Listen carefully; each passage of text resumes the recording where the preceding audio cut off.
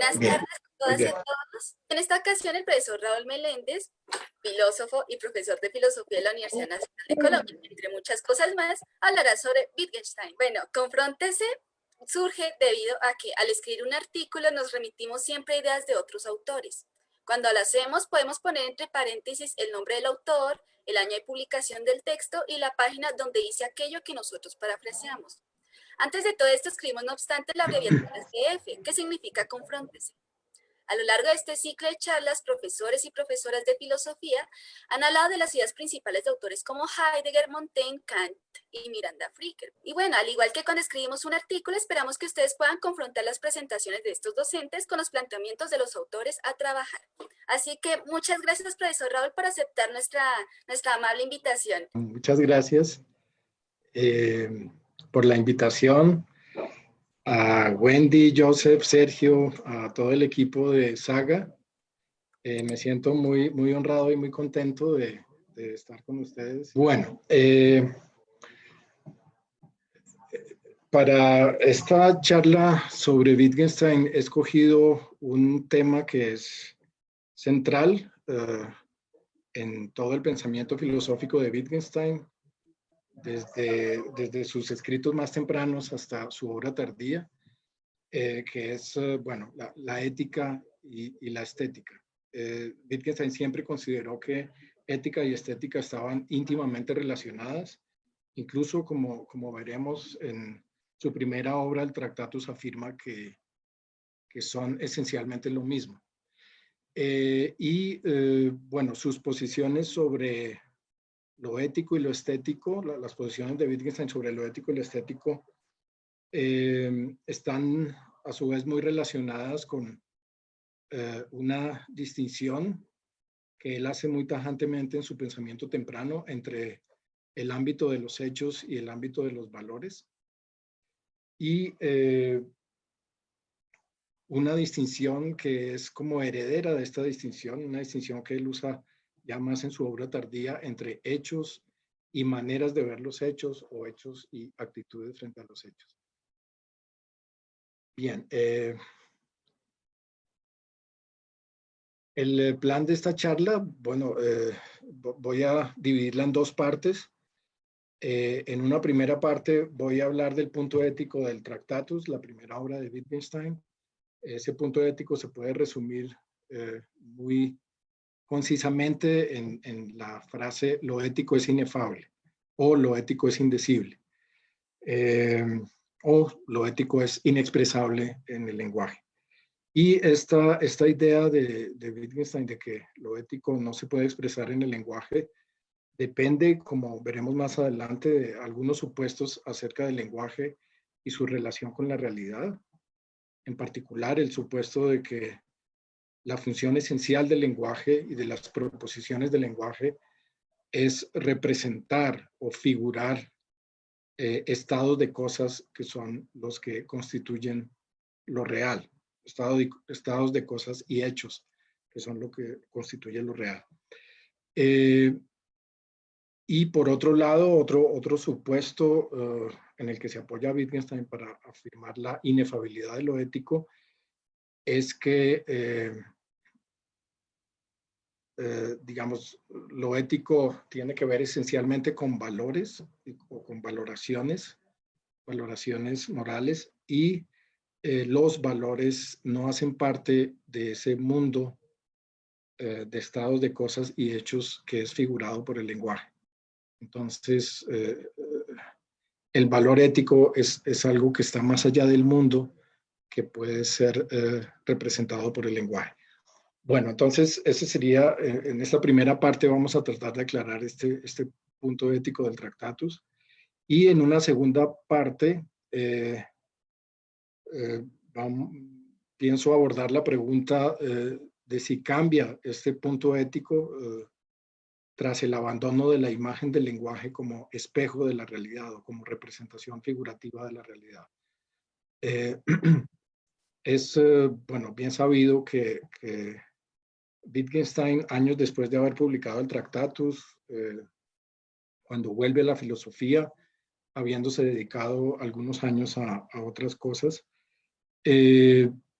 comienza a cuestionar algunos supuestos básicos del Tractatus, y no solo supuestos básicos, sino a cuestionar también la manera de pensar que él desarrolla en el Tractatus. Y comienza también Wittgenstein a ver el lenguaje y su relación con la realidad de una manera muy diferente a la del Tractatus. Ya el lenguaje no se concibe como una suerte de espejo de la realidad. Ya no se concibe que la única función del lenguaje sea representar hechos o estados de cosas, representar la realidad. Wittgenstein, digamos, adopta o llega a una concepción menos unilateral del lenguaje, de la proposición, del sentido de la proposición. De acuerdo a esa concepción no tan unilateral, y tal vez un poco dogmática como la del Tractatus, de acuerdo con esa concepción, el lenguaje o al lenguaje le hacemos cumplir muchas funciones diversas, no solo representar hechos.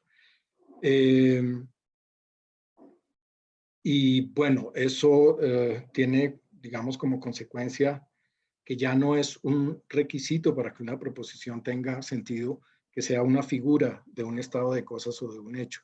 Y esto podría llevar a admitir entonces que puede haber proposiciones éticas que cumplan funciones diferentes a esta función representacional, que para el joven Wittgenstein era la función esencial del lenguaje. Bueno, y bueno, entonces un poco la idea es cómo cambia la concepción sobre la ética y la estética luego de que Wittgenstein ha abandonado esa manera de ver el lenguaje de su obra temprana. Bueno, comencemos con la primera parte, el punto ético del Tractatus. Lo primero que quisiera decir es que este punto ético era para Wittgenstein un punto muy importante, no era algo marginal en su primera obra, el Tractatus, a pesar de que en las primeras interpretaciones del libro se considera que el libro es fundamentalmente un libro sobre filosofía de la lógica y filosofía del lenguaje, un libro que trata de aclarar cuáles son las condiciones lógicas que debe cumplir un lenguaje para poder representar la realidad o para poder ser un espejo de la realidad, un reflejo de la realidad. Y bueno, digamos, en las primeras interpretaciones del libro se le daba mucha importancia a los problemas lógicos y semánticos que Wittgenstein trata en buena parte de su obra, de su primera obra. Y estos últimos aforismos en los que Wittgenstein habla de lo ético, del valor, del sentido de la vida, de Dios, se consideraban como un añadido que había hecho Wittgenstein a la parte como central de la obra, pero un añadido que no había quedado muy bien conectado con el resto. Eso es, diría yo, un malentendido. El propio Wittgenstein resalta expresamente que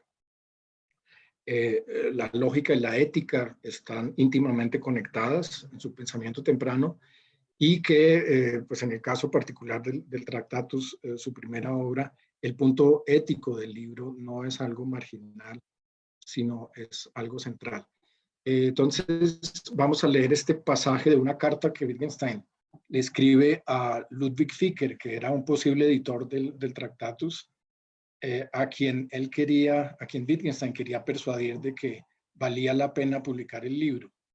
El libro, para quienes lo hayan ojeado ya, pues es un libro muy, muy difícil de leer, muy difícil de comprender, y eso llevó a que fuera muy difícil de convencer a un editor que lo publicara. Y una manera que, como trató Wittgenstein de convencer a este editor de publicar el libro, fue resaltando este punto ético bueno, no era central para Wittgenstein, no se trataba simplemente de convencer a un editor de que publicara el libro, sino realmente Wittgenstein consideraba el punto ético del Tractatus como quizás lo más importante en el libro. Entonces dice Wittgenstein en esta carta, el sentido del libro es ético. Alguna vez quise incluir una frase en el prólogo que de hecho no aparece en él, pero que le escribiré ahora porque quizá le sirva de clave. Lo que quise escribir entonces fue, mi obra consta de dos partes, la que se presenta aquí y todo aquello que no he escrito. Y es precisamente esta segunda parte la que es importante. Mi libro traza los límites a la esfera de lo ético desde dentro, por así decirlo, y estoy convencido de que esta es la única manera estricta de trazar estos límites.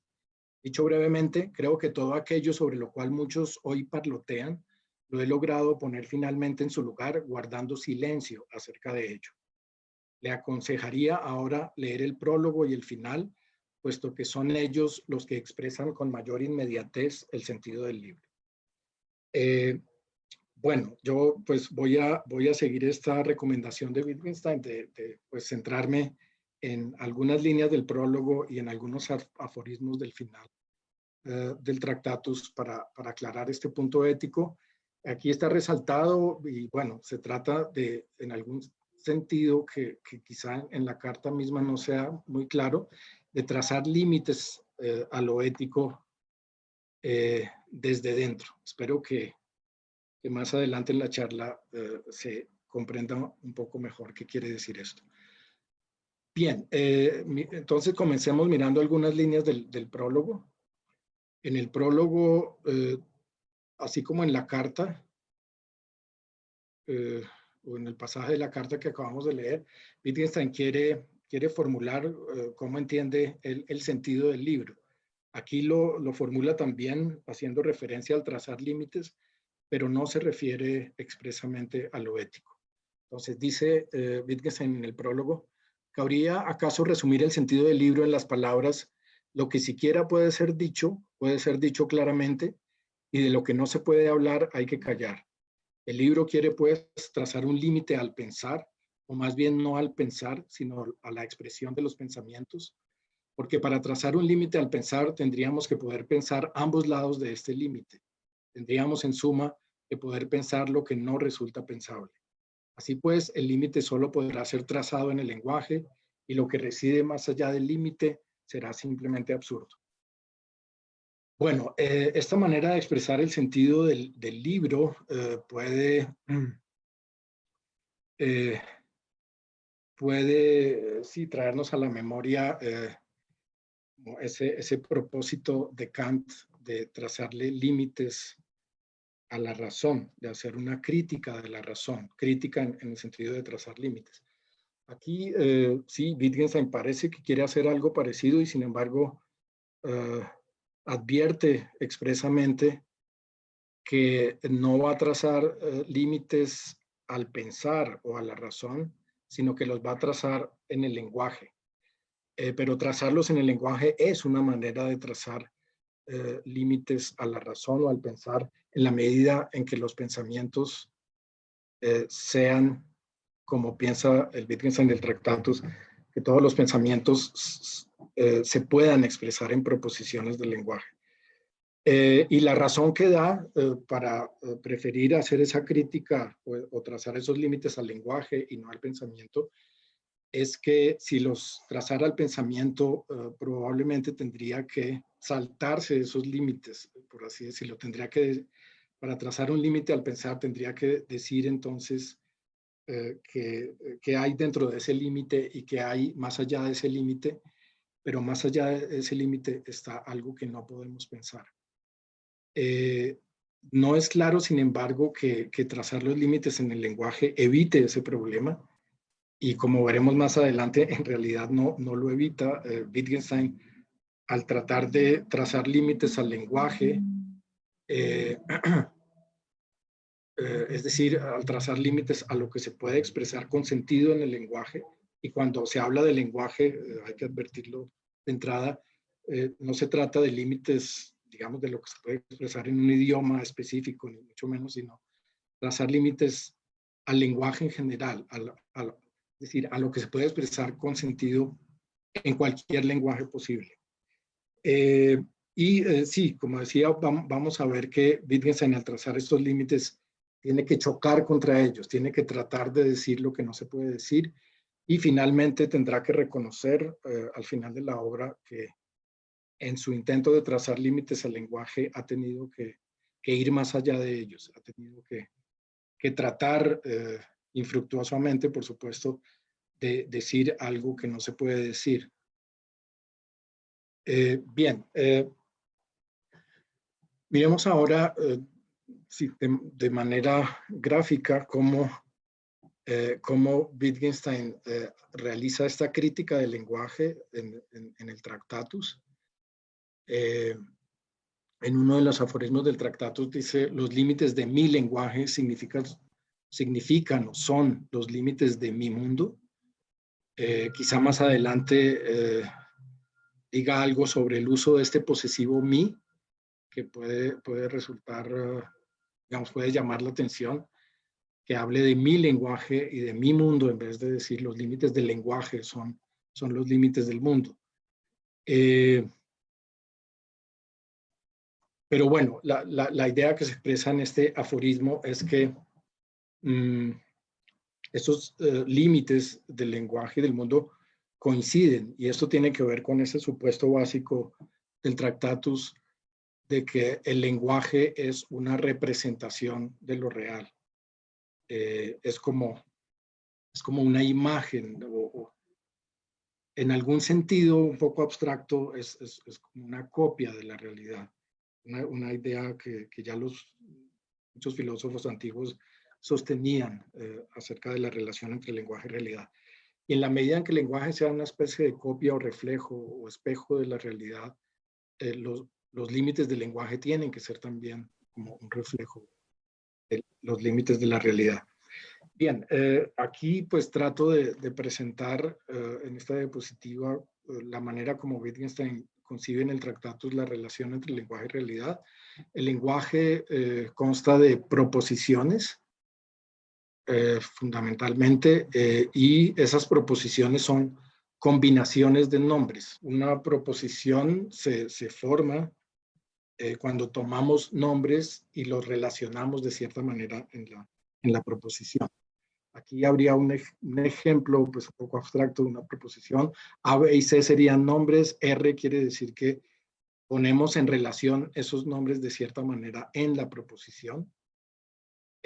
Los nombres para el autor del Tractatus tienen la función esencial de hacer las veces de objetos en la realidad. Objetos simples, aunque, bueno, ¿por qué deban ser simples?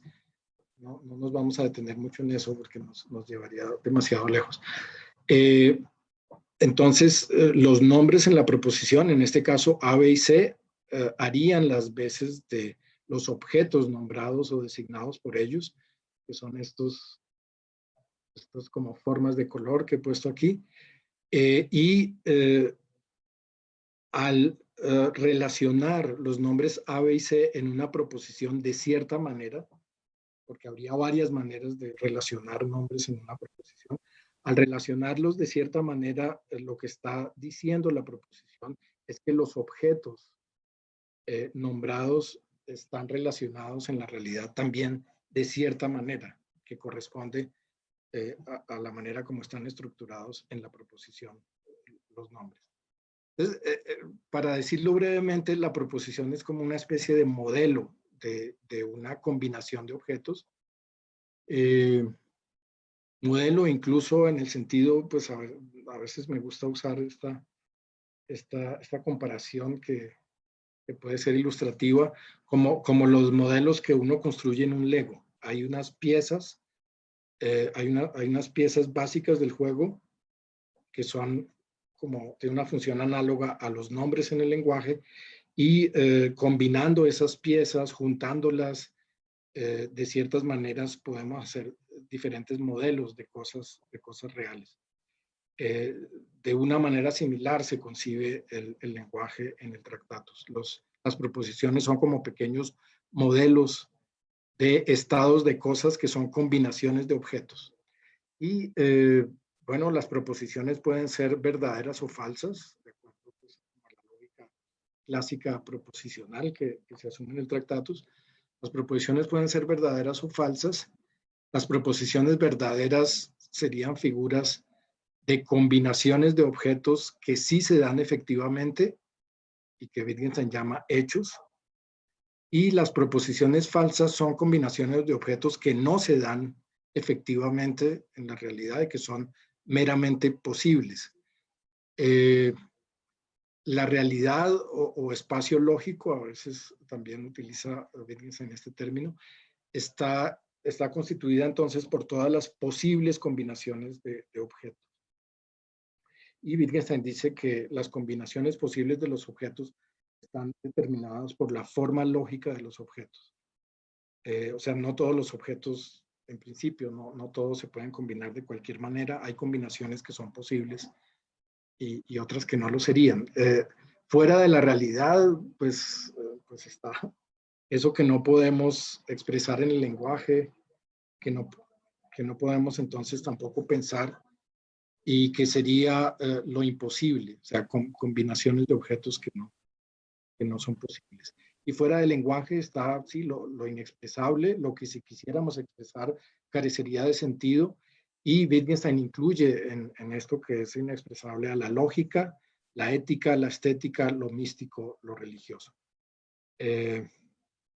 La lógica, ¿por qué? Porque la lógica en el Tractatus, la lógica trata acerca de cuáles son las condiciones que debe cumplir el lenguaje para poder figurar la realidad. O sea, la lógica se ocupa, sí, de las condiciones para que el lenguaje pueda ser un espejo de la realidad. Y para examinar esas condiciones, por así decirlo, tendríamos que ver cómo se relaciona el lenguaje y la realidad. Tendríamos, por así decirlo, que salirnos del lenguaje para ver cómo el lenguaje se relaciona con la realidad, pero salirnos del lenguaje es caer en el ámbito donde no se puede expresar nada, o donde si tratamos de expresar algo, lo que diríamos sería carente de sentido. De hecho, pues esta representación gráfica, acerca de ella uno podría preguntarse, bueno, uno está viendo aquí una representación de cómo el lenguaje se relaciona con la realidad, como si uno pudiera situarse fuera del lenguaje y ver al lenguaje comparado con la realidad. Y esa es como la pretensión que Wittgenstein quiere criticar de algunos lógicos como Frege o Russell, quienes para tratar de fundamentar la lógica y hablar como de qué requisitos debe cumplir la lógica de un lenguaje que pueda cumplir bien su función representacional.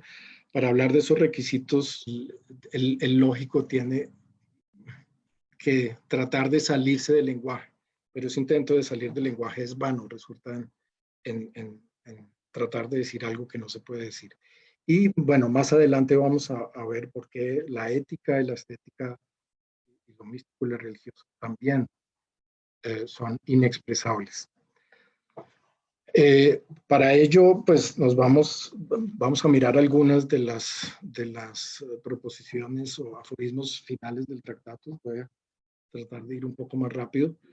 En los aforismos 6.4 a 6.4.21, ya hacia el final del libro, Wittgenstein dice, todas las proposiciones valen lo mismo. El sentido del mundo tiene que residir fuera de él. En el mundo todo es como es y todo sucede como sucede. En él no hay valor alguno y si lo hubiera, carecería de valor. Por eso, tampoco puede haber proposiciones éticas. Las proposiciones no pueden expresar nada más alto. Está claro que la ética no resulta expresable. La ética es trascendental. Ética y estética son una y la misma cosa.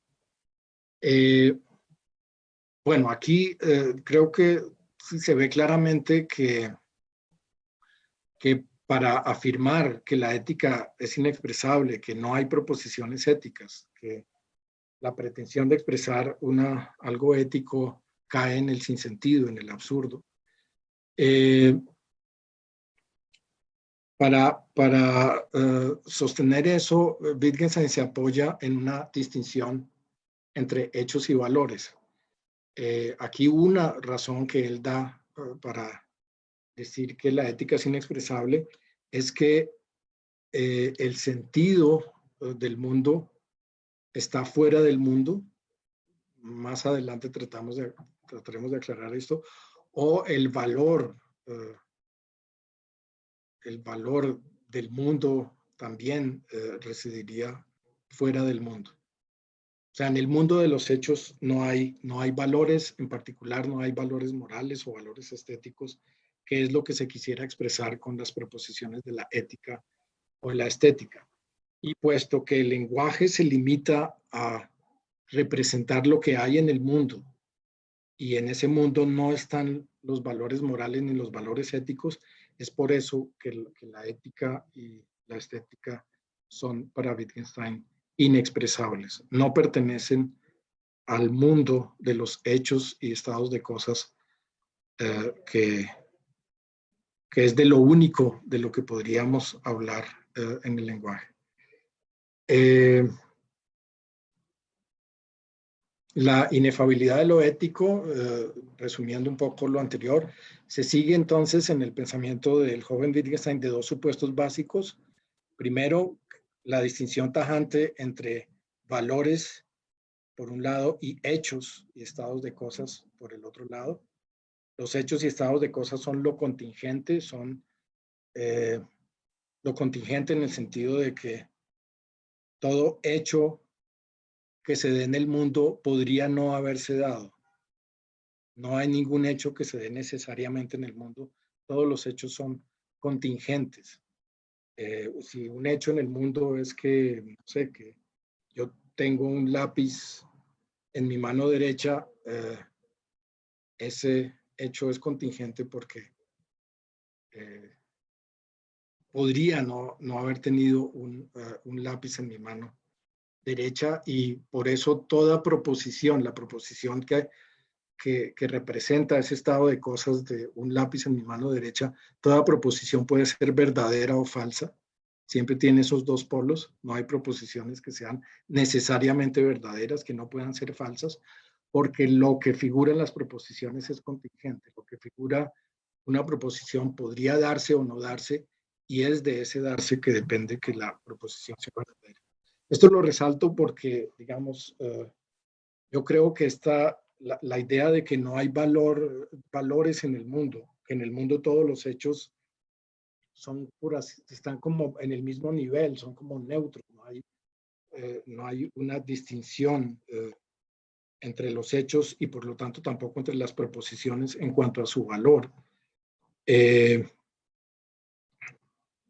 Esta idea entonces de que el valor no reside en el mundo tiene que ver, pienso yo, con una exigencia de que el valor, y en particular el valor que hace que valga la pena vivir, el valor ético, el valor moral, no debería depender de cómo es el mundo, no debería depender de lo que nos ocurra. O sea, la vida, el mundo debería tener valor, pase lo que pase. No es que la vida tiene valor si me va bien, si hay ciertos hechos que me favorecen y otros que no me favorecen, no se dan.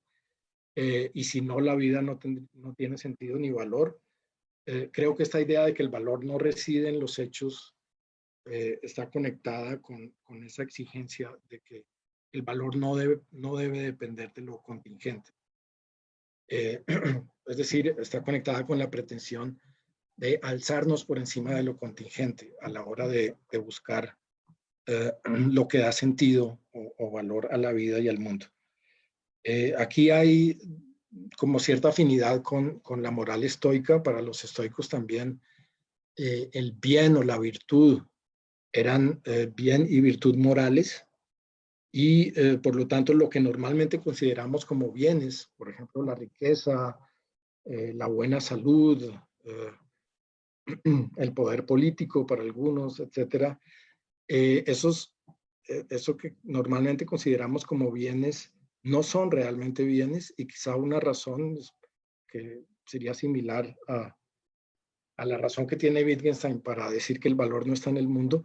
Una razón es que la riqueza, la salud, como partes del mundo contingente, no, son algo que no depende de nosotros. Y el bien moral o la virtud, no solo para los sofistas, sino también para Sócrates, es algo que debería depender de nosotros y no ser contingente. Bueno, eso sobre el primer supuesto.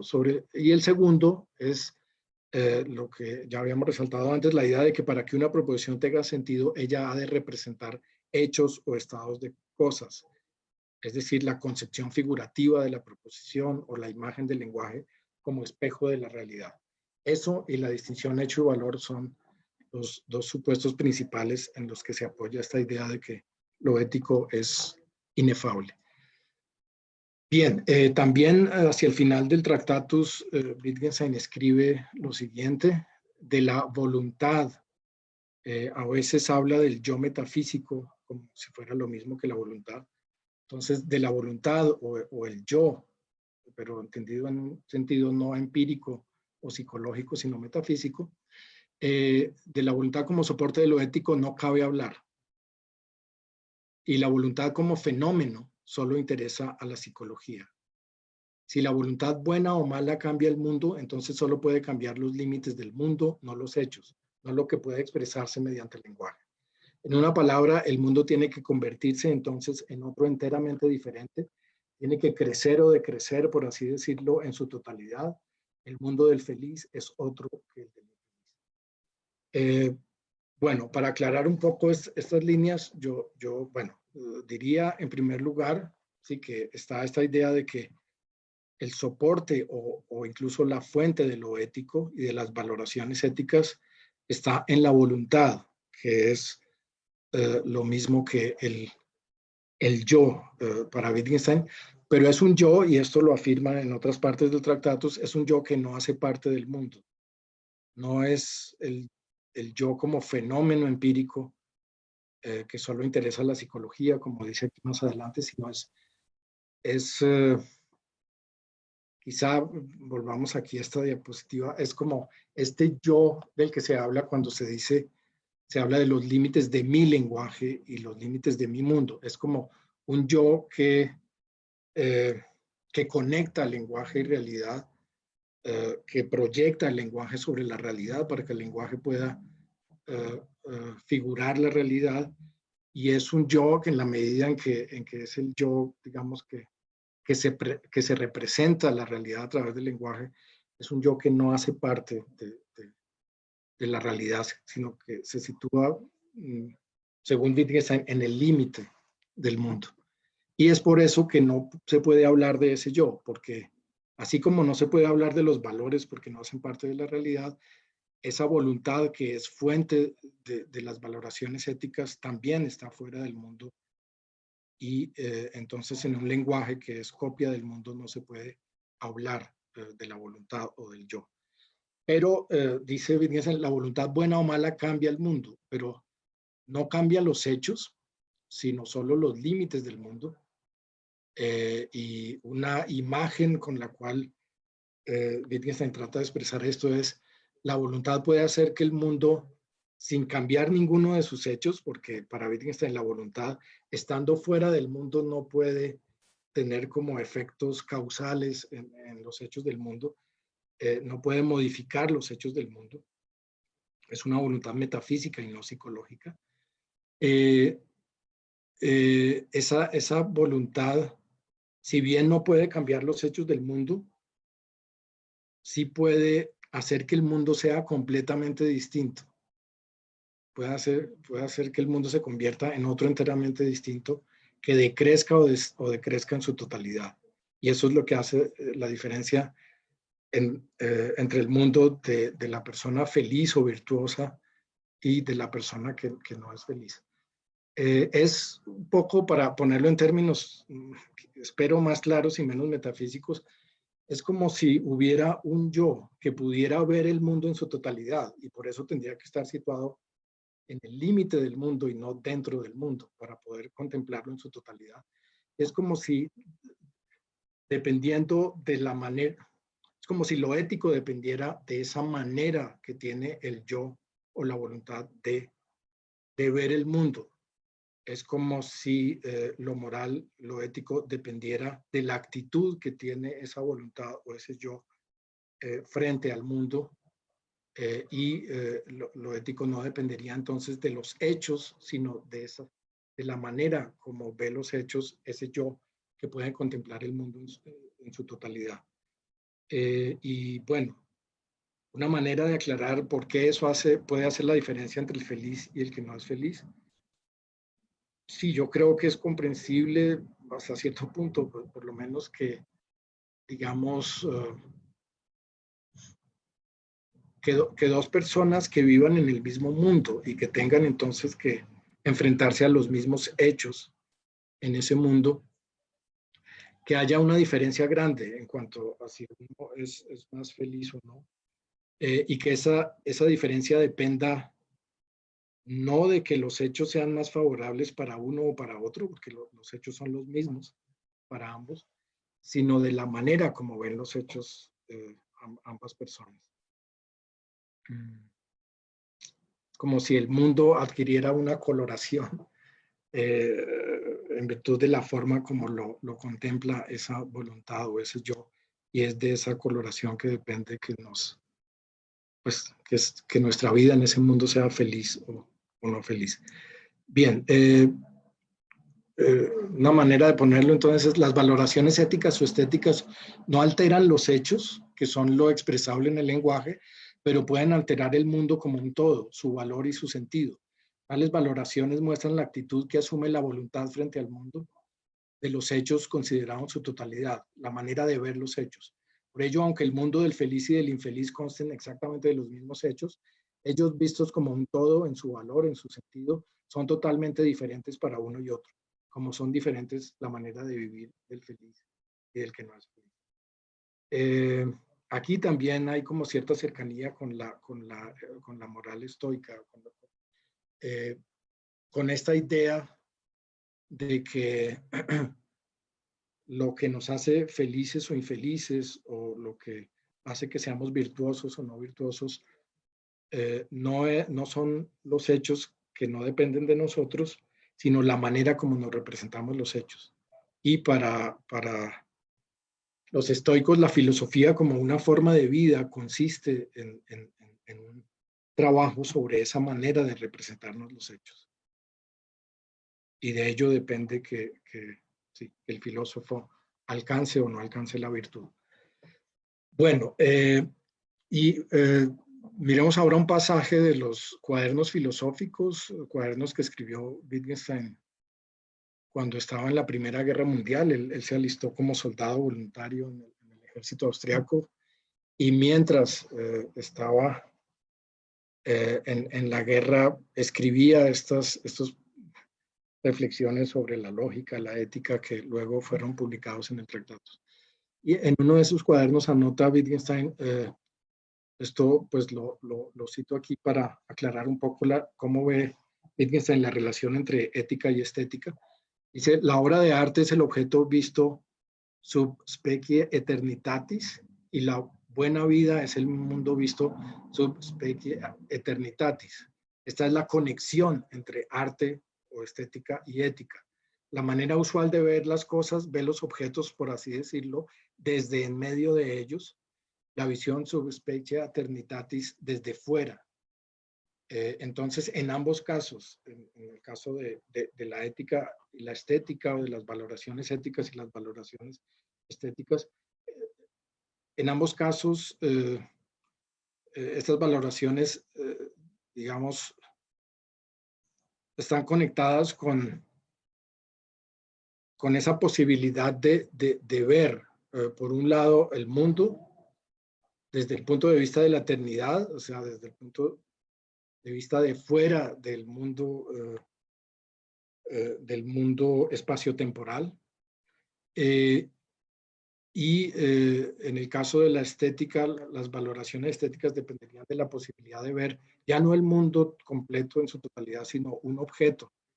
El objeto es, digamos, el objeto que se valora estéticamente, se contemplaría también no desde en medio de los demás objetos, sino desde el punto de vista de la eternidad, es decir, es como una especie de contemplación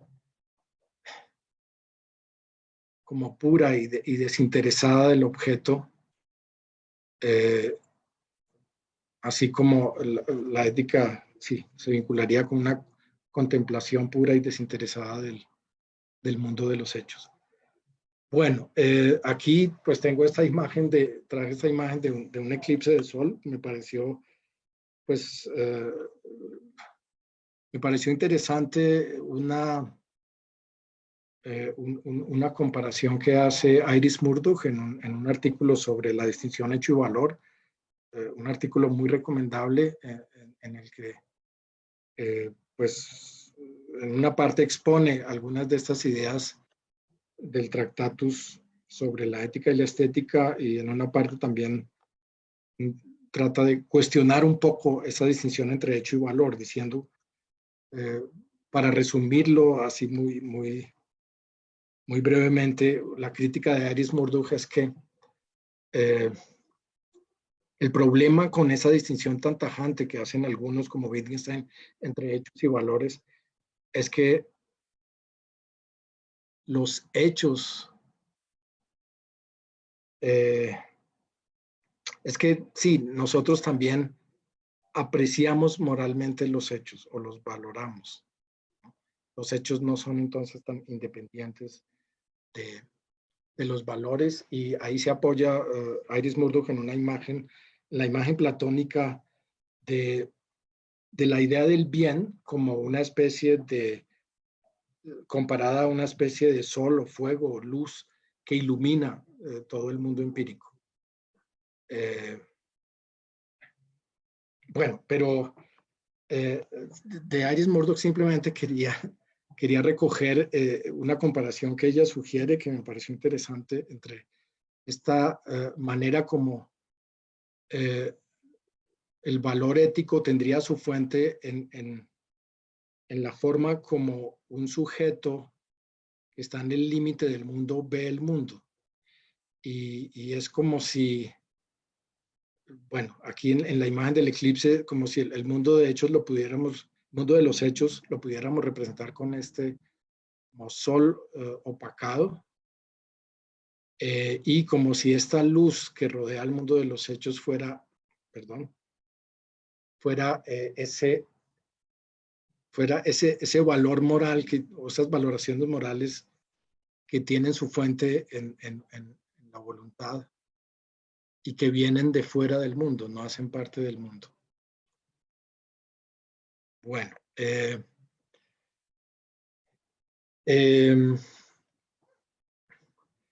un par de aforismos más del final del Tractatus para concluir la primera parte.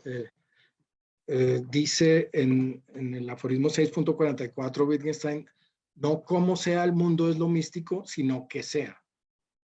Cómo sea el mundo es lo que puede ser descrito en el lenguaje, o sea, cómo se dan los hechos.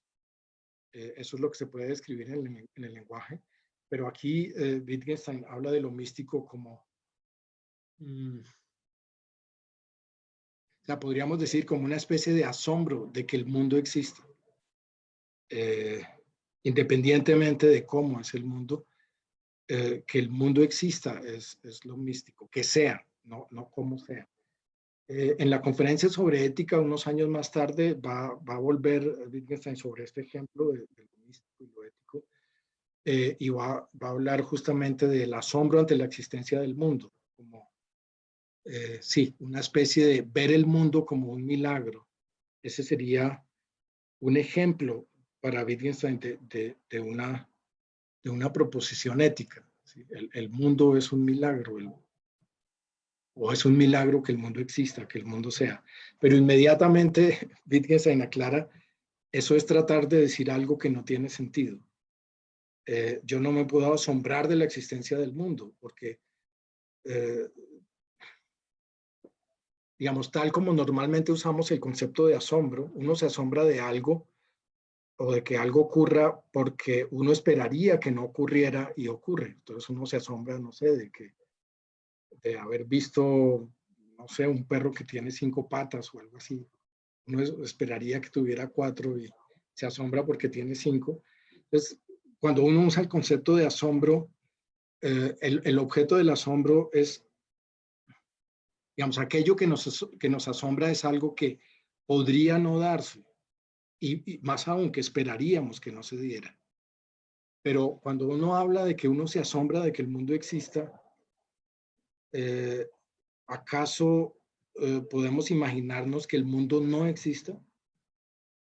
Wittgenstein dice, no, eso es impensable que el mundo no exista.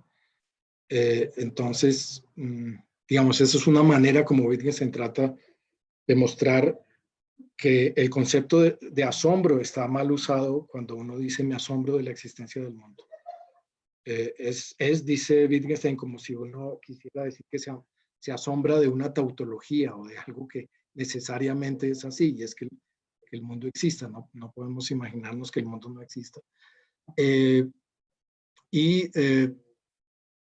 Digamos, ahí quizá vale la pena resaltar que ya en la conferencia sobre ética, las consideraciones que utiliza Wittgenstein para tratar de mostrar que el intento de hablar de un valor del mundo, ¿sí?, de lo místico, lo ético,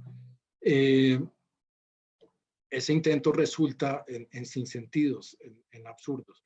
Pero lo que llama la atención es que ya en la conferencia sobre ética, él no se apoya como en el Tractatus en esa distinción entre hecho y valor y en la idea de que el lenguaje es un espejo de la realidad, sino se apoya más en consideraciones que podríamos llamar gramaticales en el sentido bueno, en el sentido de gramática como aquello que rige el uso correcto de los conceptos del lenguaje.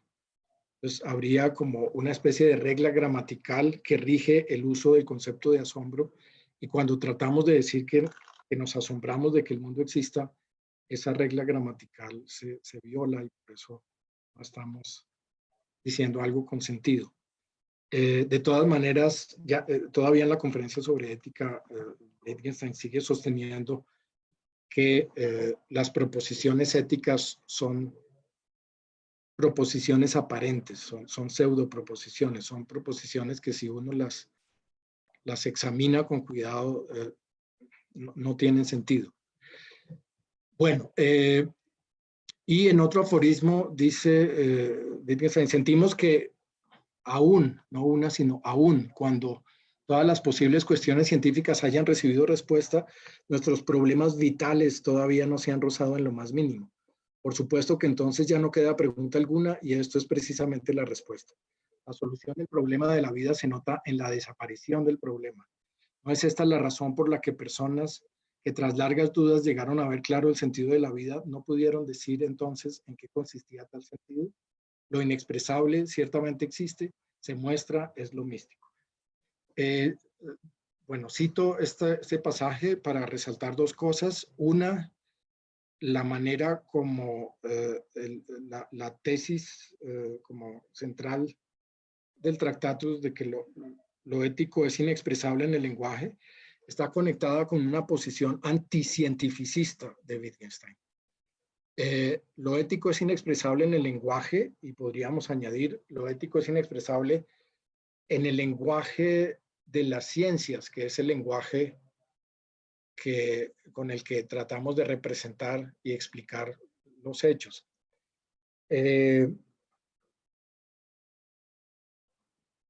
Y por eso la solución que dé la ciencia a sus problemas no roza en lo más mínimo nuestros problemas vitales, por ejemplo, el sentido de la vida, el valor de la vida, que son para Wittgenstein los problemas centrales de la ética. Digamos, esa manera de separar, de trazar límites al lenguaje al lenguaje con el que representamos el mundo, es también una manera de trazar límites que separan el ámbito de la ciencia del ámbito de lo ético, lo estético, lo místico, lo religioso.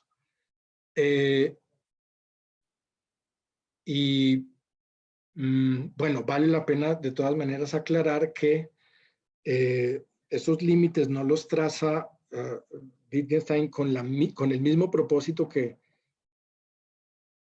los trazan los positivistas lógicos, que estuvieron muy influidos por el Tractatus. Los positivistas lógicos ven con muy buenos ojos esa crítica del lenguaje que hace Wittgenstein en el Tractatus, porque les da herramientas para su propósito de marcar la ciencia de la metafísica, de separar la ciencia de la metafísica. Pero los positivistas lógicos hacen eso para, por así decirlo, purificar la ciencia de elementos metafísicos que la puedan contaminar, por así ponerlo. Mientras que Wittgenstein traza esos límites con un propósito casi que opuesto, que va en la dirección opuesta. No es preservar la ciencia del sinsentido, sino preservar lo ético de la ciencia. Es decir, evitar que la ciencia se apropie de las cuestiones vitales para nosotros, de las cuestiones éticas, estéticas, religiosas, etc.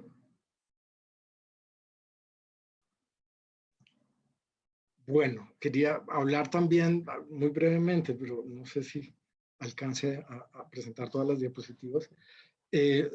Otro punto que quería resaltar de este pasaje es una ambigüedad que hay en él. Habla de que nuestros problemas vitales, y entre ellos entonces nuestras inquietudes morales, no se resuelven con la ciencia.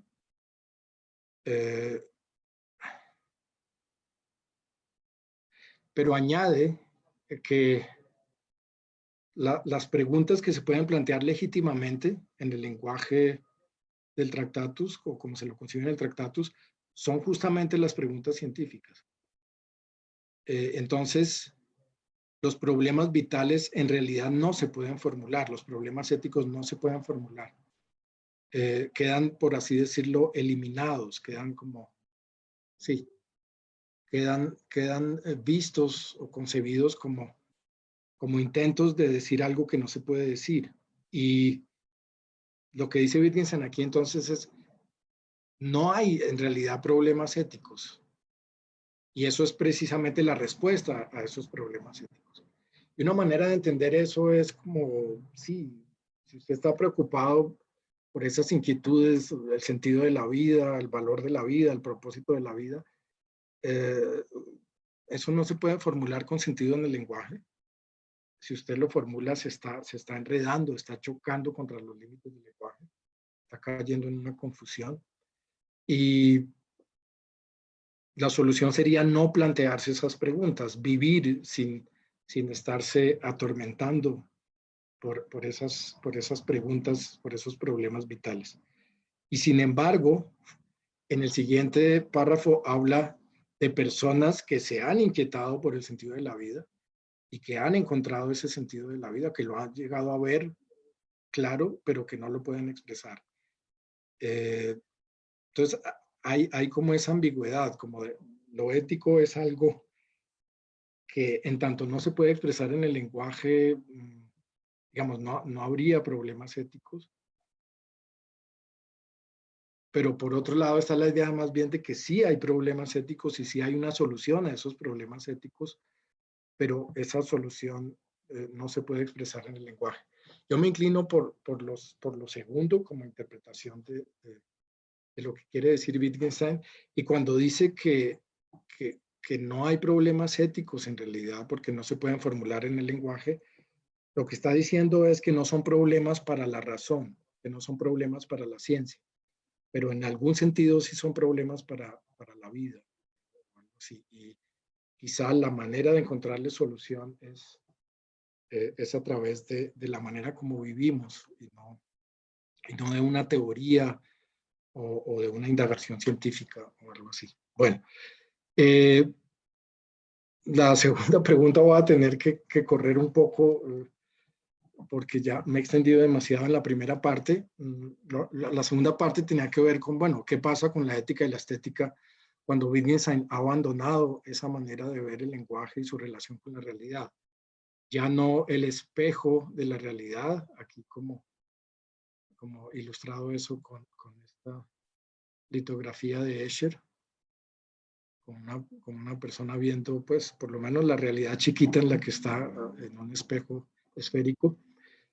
Abandona Wittgenstein esa idea de que el lenguaje es una especie de espejo puro y cristalino de la realidad y adopta una imagen diferente, que es la imagen del lenguaje como una gran diversidad de juegos. El lenguaje comparado no con un espejo, sino con una diversidad de juegos. Juegos de lenguaje que son como sí, usos diferentes del lenguaje que se dan en diferentes contextos prácticos. Y quería ilustrar esa idea con esta pintura que se llama Juegos de Niños. Hay una enorme diversidad de juegos que están representados aquí en las distintas partes del cuadro. Y la pregunta entonces es, bueno, una vez se cambia esa manera de ver el lenguaje, ¿cómo cambia la posición de Wittgenstein sobre la ética y la estética?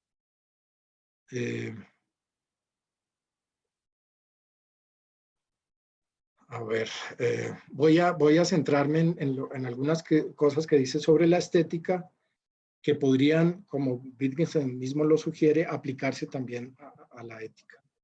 En unas clases que dictó entre 1930 y 1933 y de las cuales el filósofo Moore tomó nota y luego las publicó, bueno, Moore nos cuenta algunas cosas que dice Wittgenstein sobre la estética. Por ejemplo, las razones bueno, antes de eso, 1930 y 1933 son un poco más de 10 años después de haber sido publicado en Tractatus. Y entonces cuando ya Wittgenstein por lo menos está comenzando a abandonar las ideas las ideas centrales del Tractatus y sobre todo abandonando esa manera de filosofar como una filosofía en la que el análisis lógico del lenguaje juega un papel muy importante. Bueno, en la filosofía tardía quizás la lógica también juega un papel muy importante, pero es entendida de modo diferente, más relacionada con el uso efectivo que hacemos del lenguaje que con la lógica formal propiamente dicha. Bueno, dice Wittgenstein, las razones en estética tienen la naturaleza de descripciones ulteriores y aclara qué quiere decir eso. Por ejemplo, se puede hacer ver a una persona lo que Brahms pretendía, mostrándole gran cantidad de obras de Brahms o comparándola con un autor contemporáneo. Lo único que hace la estética es dirigir la atención sobre algo, poner las cosas unas al lado de otras. Dijo que si dando razones de este tipo se puede hacer ver a otra persona lo que uno ve, aunque a pesar de ello no le atraiga, entonces la discusión ha tocado a su fin. Bueno, un par de cosas. En primer lugar, aquí ya como que no hay esa idea de que sobre lo estético no se puede hablar, ni sobre lo ético.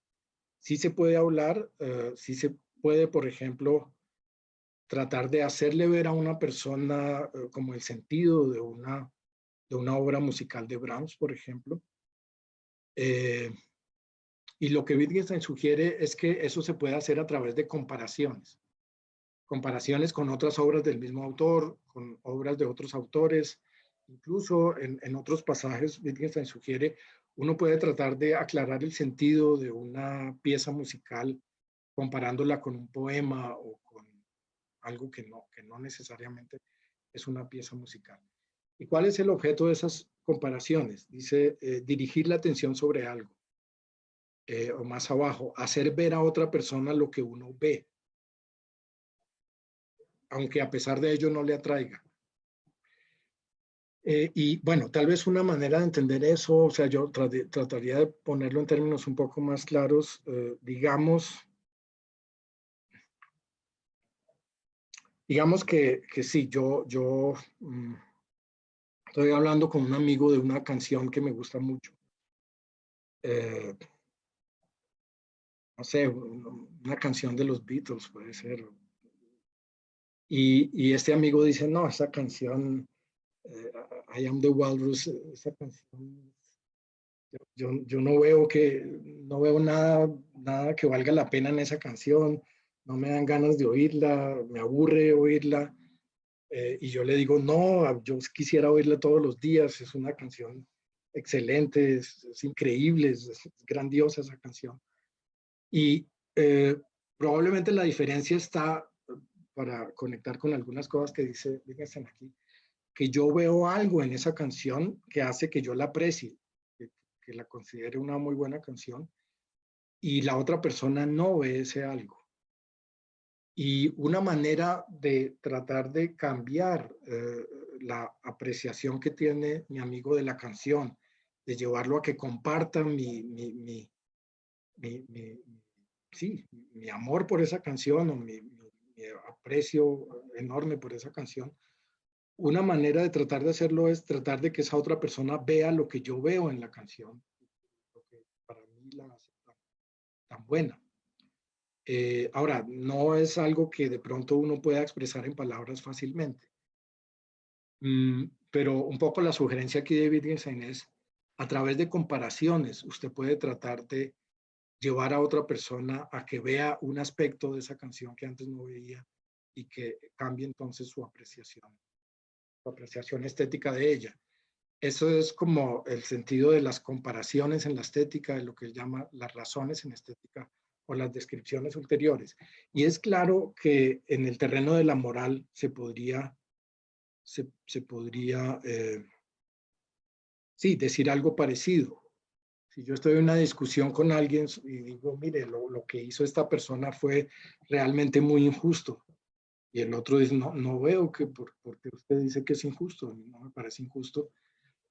Quizá también hay algún aspecto que yo veo en esa acción que el otro no está viendo. Y digamos, por ponerlo de otra manera, quizá la diferencia está en que vemos la acción de maneras diferentes. Aquí está nuevamente esa distinción entre una cosa son los hechos y otra la manera como los vemos. Es un poco la misma distinción del tractato, solo que aquí ya no puesta en esos términos metafísicos de la voluntad y el yo, que es el límite del mundo. Eso todo lo ha dejado atrás Wittgenstein y es una como influencia de Schopenhauer.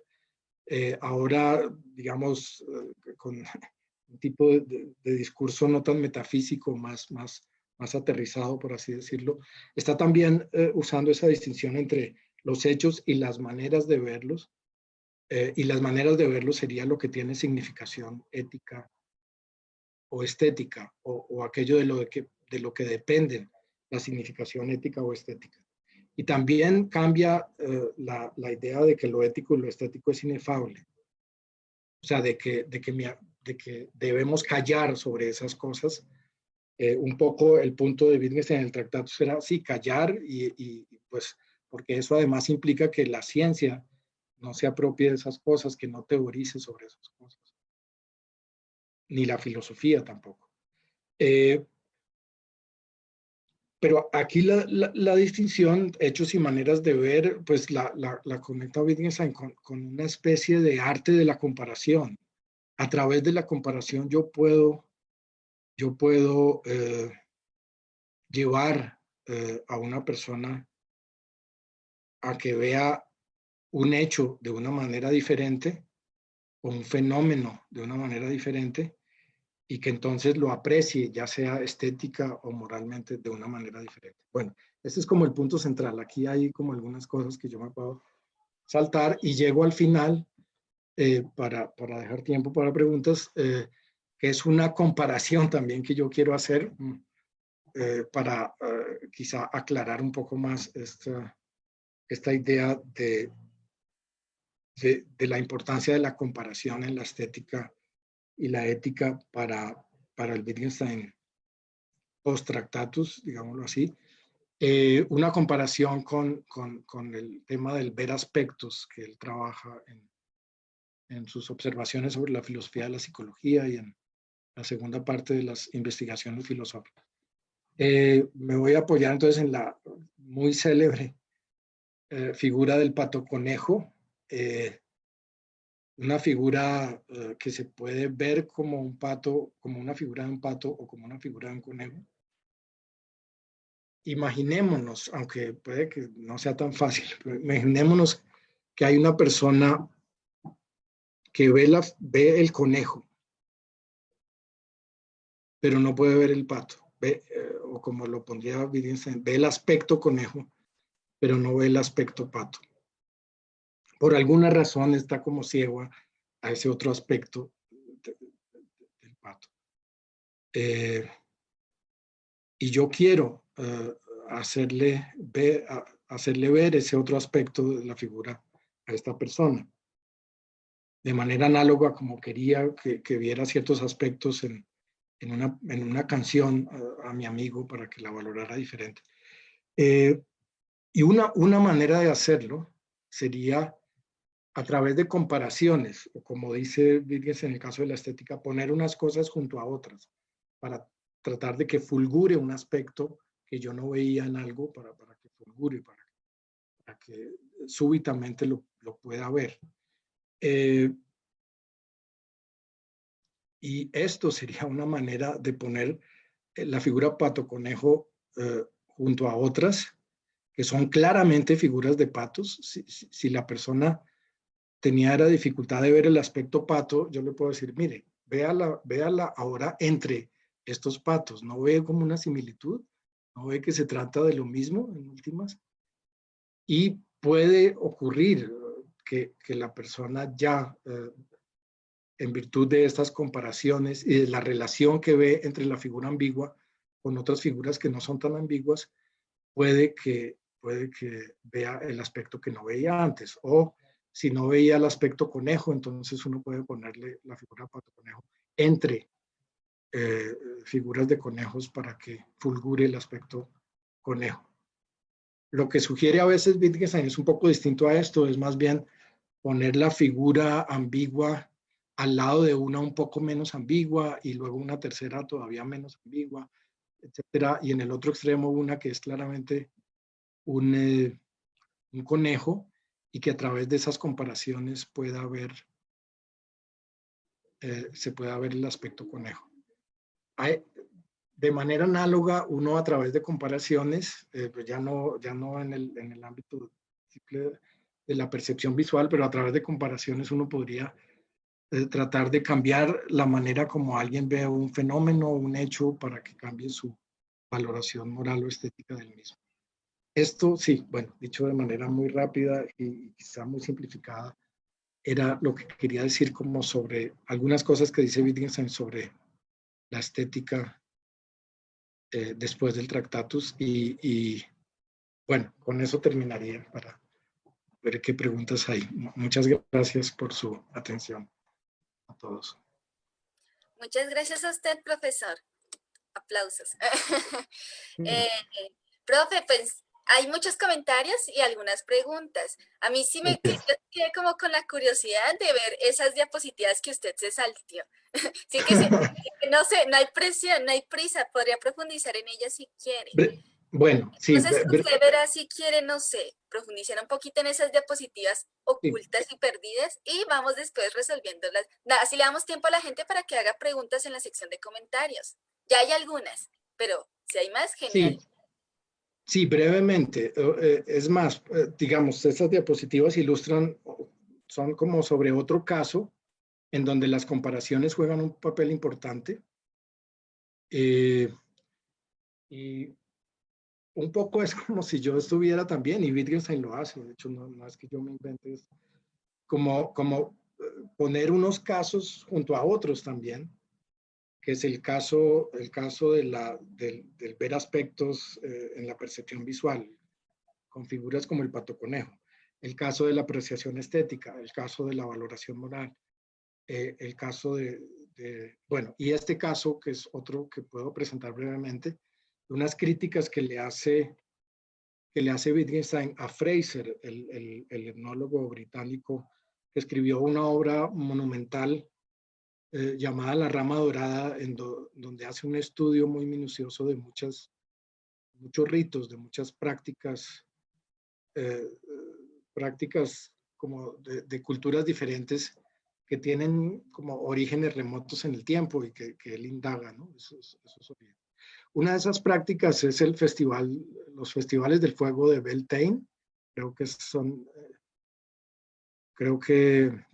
sí se hace esa práctica en Escocia, en alguna parte de Escocia.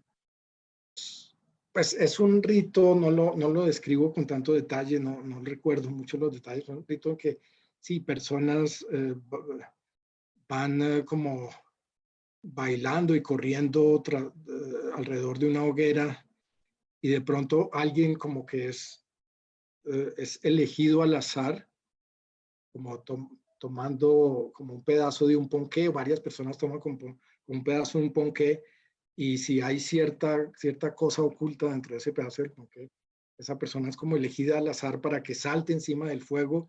Luego de que salta encima del fuego, pues ya nadie se dirige a ella, nadie la determina, nadie la ve.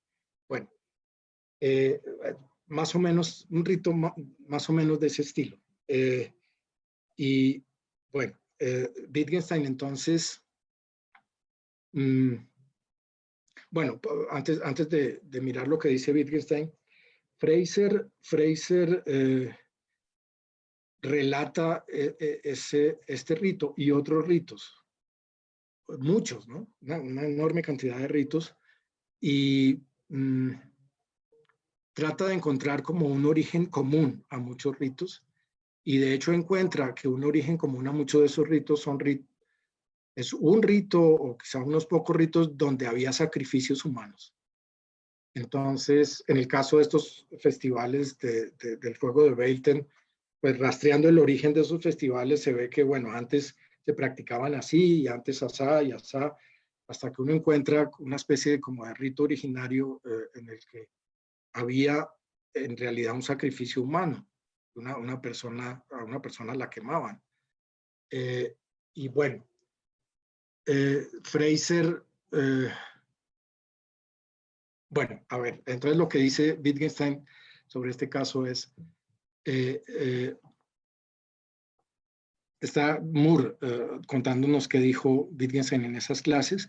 Dijo que era un error, dijo Wittgenstein, que era un error suponer que, por ejemplo, ver el Festival de Beltane nos impresiona tanto porque se ha desarrollado a partir de un festival en el que se quemaba a un hombre real. Acusaba a Fraser de pensar que esta era la razón.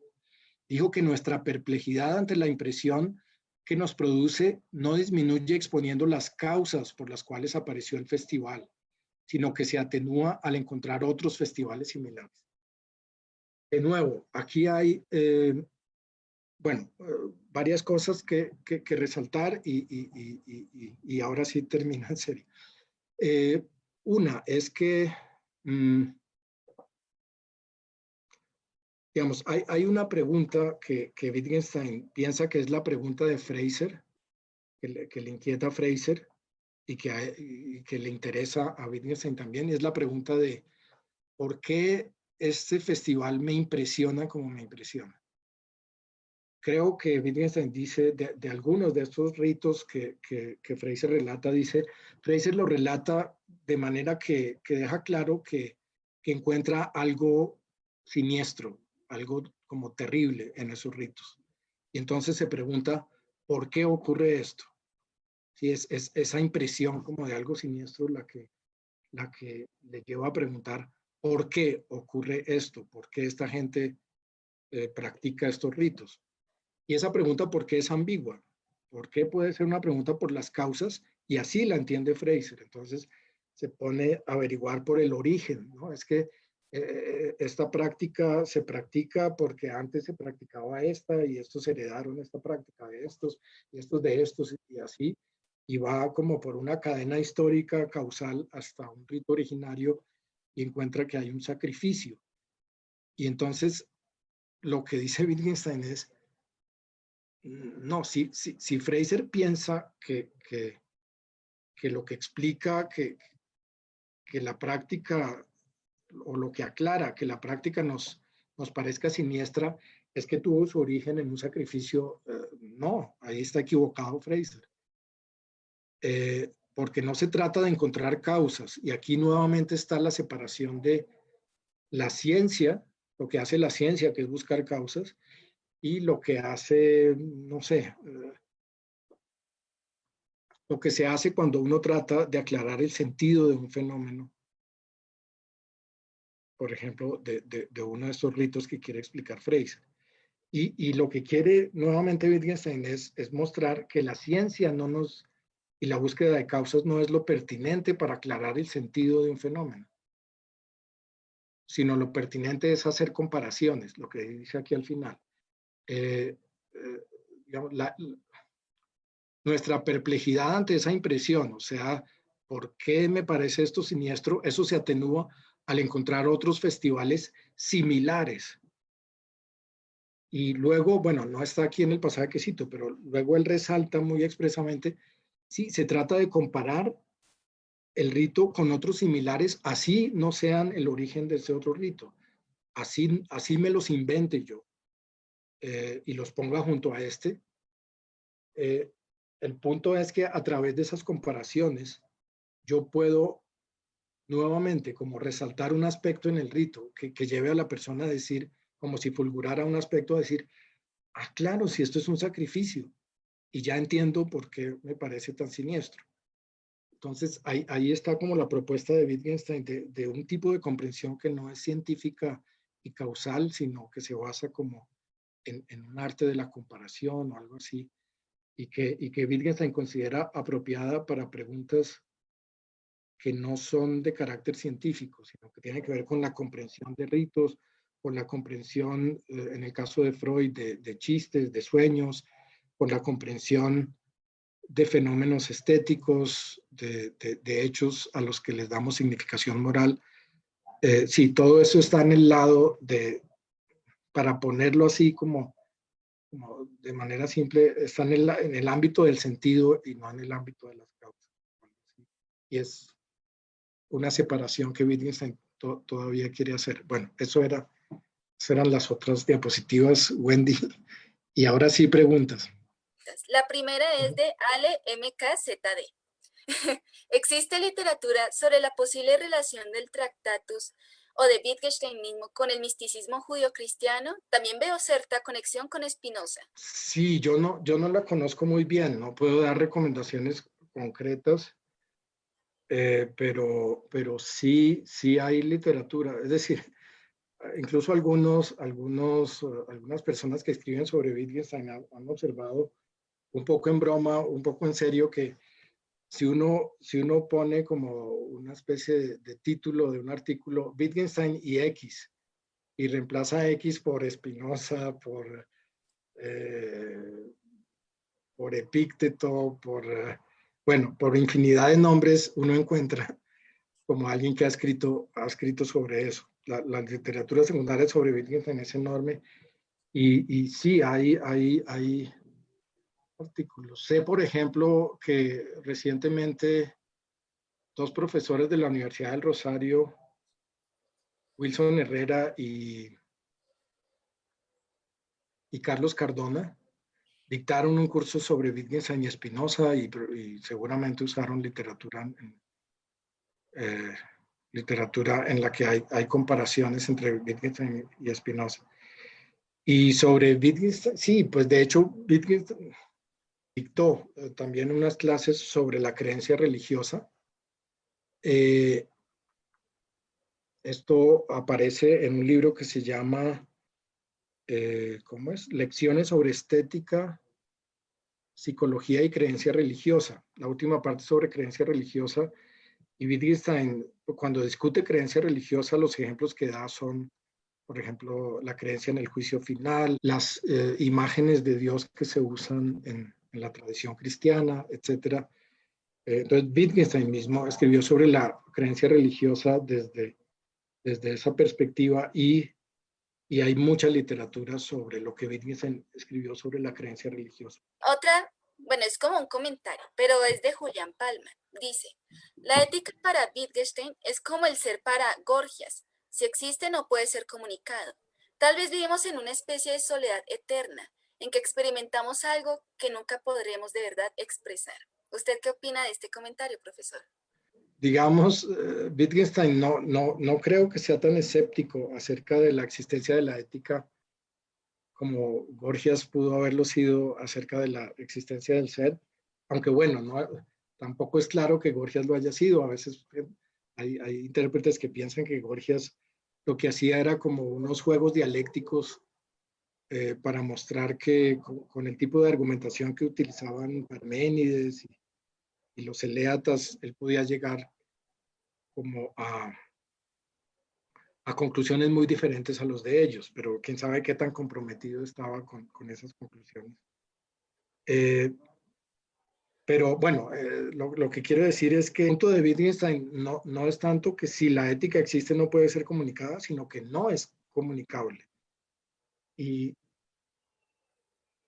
sin embargo, existe. Lo místico existe. Leímos en uno de esos últimos aforismos del Tractatus. Lo ético también existe, pero está más allá de los límites del lenguaje. Esto ha dado lugar a una polémica pues muy interesante y muy compleja. Hay quienes piensan que es problemática esa idea como de lo inefable, sobre todo si se piensa que hay como verdades sobre lo inefable, como verdades que no se puedan comunicar, porque digamos, si algo no se puede comunicar, entonces no podemos expresarlo con sentido, y si no podemos expresarlo con sentido, no podemos expresarlo como una verdad. Entonces, digamos, hay algunos intérpretes del Tractatus que tratan como de evitar esa consecuencia del Tractatus, como la idea de que haya verdades incomunicables sobre lo místico, sobre lo ético, etc. Pero es un asunto difícil y polémico. En uno de los aforismos que yo cité en las diapositivas, Wittgenstein dice que sí, hay personas que han visto el sentido de la vida, pero no lo pueden comunicar. Yo creo que hay cierta ambigüedad en algunas cosas que dice Wittgenstein que lleva a algunos lectores del Tractatus a interpretarlo más como si fuera cercano al positivismo lógico, como si quisiera decir, mire, lo ético en realidad está... O sea, si Wittgenstein va a ser consecuente, entonces de lo ético no se puede decir nada, y entonces no hay en sentido estricto problemas éticos. Pero Wittgenstein mismo durante su vida estuvo muy preocupado, y lo expresan algunos de sus diarios, por esas preguntas por el sentido de su vida. En uno de los diarios que escribía, creo que cuando estaba en la Primera Guerra Mundial, él decía cosas como: la cercanía a la muerte debe darle un sentido a mi vida, y cosas de ese tipo. O sea, yo creo que Wittgenstein sí pensaba que la pregunta por el sentido de la vida y las inquietudes éticas no se pueden formular en el lenguaje de las ciencias, y entonces no se pueden abordar desde una racionalidad científica. No son problemas genuinos para una racionalidad científica, pero eso no quiere decir que no sean problemas en otro sentido. Sean lo que dice Wittgenstein en el tratado, es que sean como problemas vitales. Solo que la manera de enfrentar esos problemas vitales no es a través ni de la teoría, ni de la ciencia, ni de la filosofía tampoco, sino es viviendo, por así decirlo. Suena un poco cliché, yo no sé, pero es a través de cómo uno vive que uno trata de resolver esas inquietudes éticas, y no a través de una racionalidad como científica, teórica o algo así. Y Johnny Jaramillo estaba bastante activo en la sección de comentarios, pero por cuestiones de tiempo solo leeré el aporte. Dice, también es interesante lo que dice Wittgenstein en las investigaciones filosóficas sobre los juegos del lenguaje. Entonces cita, a los ejemplos de los juegos de lenguaje pertenecen actividades simples y complejas como dar órdenes y actuar siguiendo órdenes, describir un objeto por su apariencia o por sus medidas, fabricar un objeto de acuerdo con una descripción, relatar un suceso, hacer conjeturas sobre el suceso, formar y comprobar una hipótesis, presentar los resultados de un experimento mediante tablas y diagramas, inventar una historia y leerla, actuar en teatro, cantar a coro, adivinar acertijos, hacer un chiste y contarlo, resolver un problema de aritmética aplicada, traducir de un lenguaje a otro, suplicar, agradecer, maldecir, saludar, rezar, relatar sueños, coronar a un rey, o simplemente jugar los juegos de tablero, de cartas, de pelota, de lucha, de ajedrez, de tenis, de correr, etc. Una pregunta también de Johnny. Entonces, ¿qué piensa de la posición de Donald Davidson de que las metáforas no tienen significado? Esto en relación a los fenómenos de ver algo como otra cosa. Antes de referirme a la metáfora, una pregunta complicada, pero sí creo que puedo decir algo. Quería decir algo que me parece importante sobre los juegos de lenguaje también, y es que Wittgenstein en una parte de las investigaciones dice que los juegos de lenguaje son objetos de comparación. Nuevamente, entonces, los entiende como parte de ese arte de hacer comparaciones, de poner unas cosas junto a otras que ayudan a resaltar aspectos, a encontrar como una significación en ellas, etc. Y entonces, los juegos de lenguaje no solo sirven a Wittgenstein para resaltar la diversidad de usos que hacemos del lenguaje, oponiéndose a esa idea del Tractatus de que había el uso esencial del lenguaje, que era figurar estados de cosas y hechos. También los juegos de lenguaje tienen como un uso metodológico, es decir, miramos el caso de la estética, por ejemplo. El caso de una pregunta que se considera muy fundamental en la estética. ¿Qué es bello o qué es lo bello? Sobre esa pregunta, Wittgenstein lo que observa es que si la pregunta se hace como pensando en que hay que encontrar una esencia común a todas las cosas bellas y que esa esencia común es la que tengo que expresar en la definición, Wittgenstein dice, yo no creo que haya una esencia común a todas las cosas bellas. Las cosas bellas son muy diversas. ¿Qué tiene de común un paisaje bello con una flor bella, con una sonrisa bella, con una canción bella, etcétera, etcétera? Y lo que él dice es, usamos bello, digamos, o aplicamos este predicado bello a cosas muy diferentes. Y lo que él sugiere, y ahí ya está un poco anticipándose la idea de parecidos de familia, es que yo puedo dar muchos ejemplos de usos de la palabra bello en distintos juegos de lenguaje o distintos juegos de lenguaje con la palabra bello, y comparándolos puedo tratar no de encontrar una esencia común, sino de ver parecidos de familia, y esos parecidos de familia son los que justifican que uno use el término bello para todos esos casos tan diferentes, ¿no? De nuevo, ahí está la importancia de poner unas cosas junto a otras y compararlas y ver similitudes. Pero ver similitudes es distinto a suponer que hay una esencia común. Sobre la otra pregunta, no recuerdo muy bien lo que dice Davidson sobre la metáfora. Pero si uno entiende, obvio, pues esto es casi que una perogrullada. Si uno entiende por significado el significado literal, pues las metáforas no tienen ese significado. Justamente por eso son metáforas, porque no hay que entenderlas literalmente. Pero eso no quiere decir que no tengan otro significado que no es el literal. Johnny dice que Davidson dice que las metáforas no tienen significado porque solo lo literal tiene significado. Yo creo que sí, el Wittgenstein del Tractatus se acerca un poco a eso. O sea, para el Wittgenstein del Tractatus, significado es significado literal. y significado es lo que la proposición figura. Y en ese sentido la metáfora,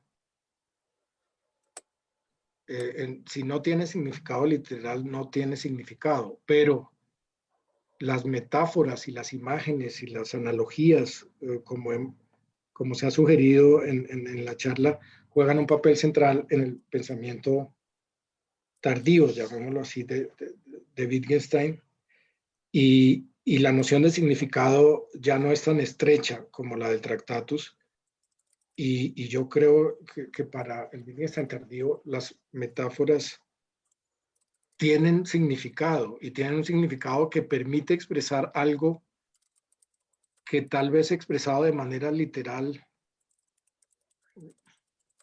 que o bien no puede ser expresado de manera literal, o que puede ser expresado en todo caso de manera más adecuada con una metáfora.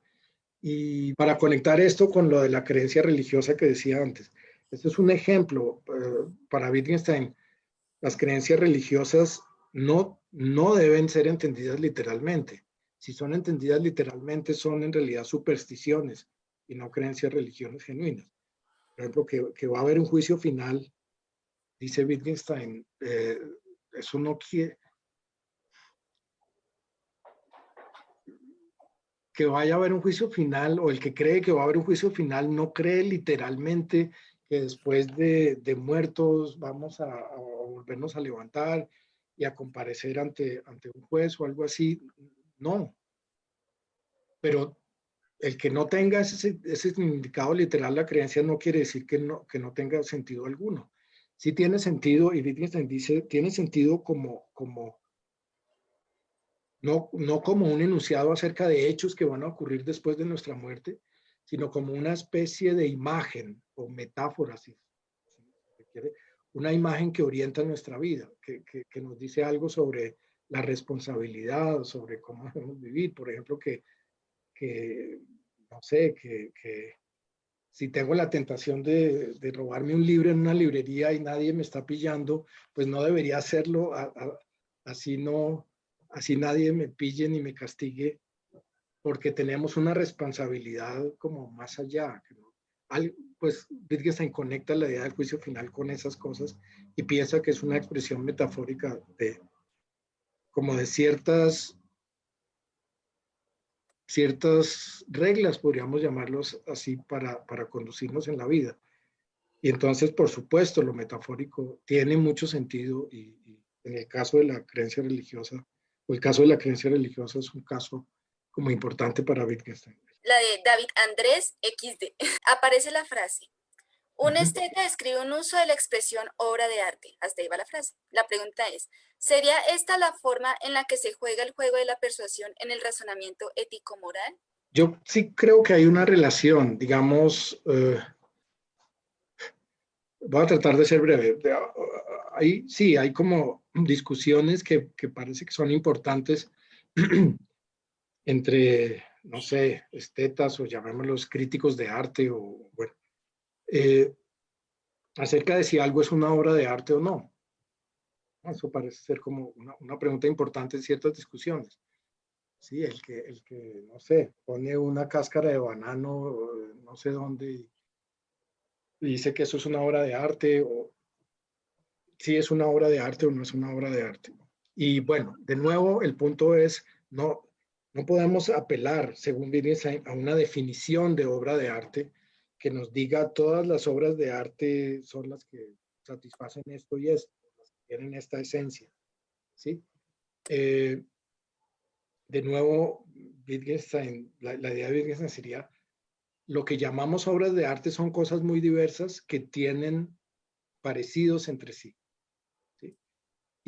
Y en una discusión sobre si algo es una obra de arte o no, digamos, si esa persona me dice, no, eso no es una obra de arte, yo puedo usar ese arte de la comparación que sugiere Wittgenstein, decir, mire, ponga esto que usted dice que no es una obra de arte junto a esto y junto a esto y junto a esto.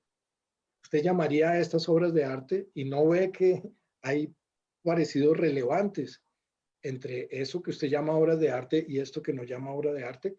Y eso puede ser una manera de persuadir al otro de que sí, de que cambie su manera de ver el asunto y que llegue a llamar obra de arte lo que antes no consideraba obra de arte. Ahí hay como una labor de persuasión que se puede hacer a través de esas comparaciones. Dice Felipe Fonseca, por la exposición del profesor Raúl del momento de Wittgenstein del Tractatus, pareciera como si el mundo concebido como la totalidad de los hechos no tuviera el carácter contingente de ellos que lo componen, de manera que la necesidad de que el mundo sea, entre paréntesis, la fuente del asombro místico, parece colocar, por así decirlo, el mundo fuera del mundo.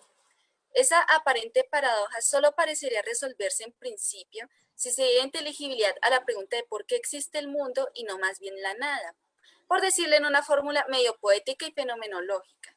Quisiera ver qué piensa el profesor sobre este asunto. Por otro lado, tengo una inquietud sobre la proposición concebida como relación isomórfica de nombres respecto de varios objetos en el mundo.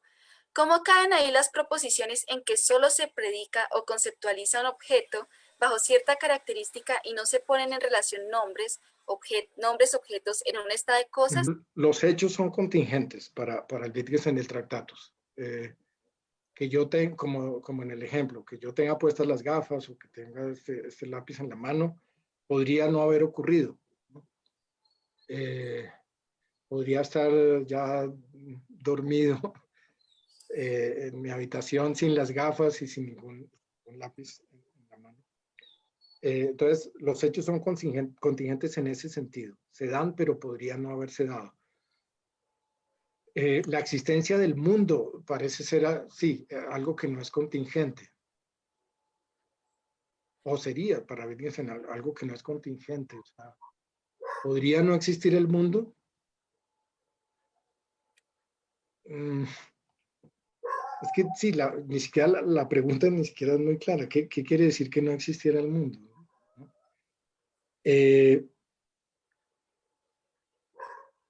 Y si la existencia del mundo no es contingente, no se puede expresar en una proposición que pueda ser verdadera o falsa, y entonces no es expresable en el lenguaje. Sí.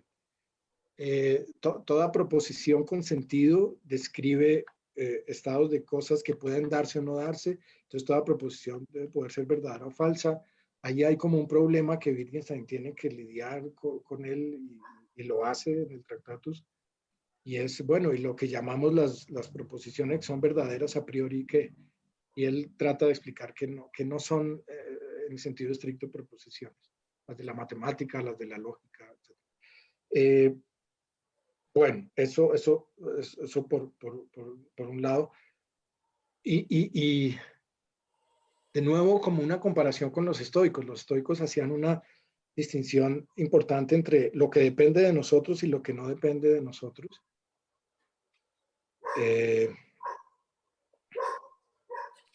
Y lo que no depende de nosotros es lo que ocurre en el mundo, y eso es lo contingente.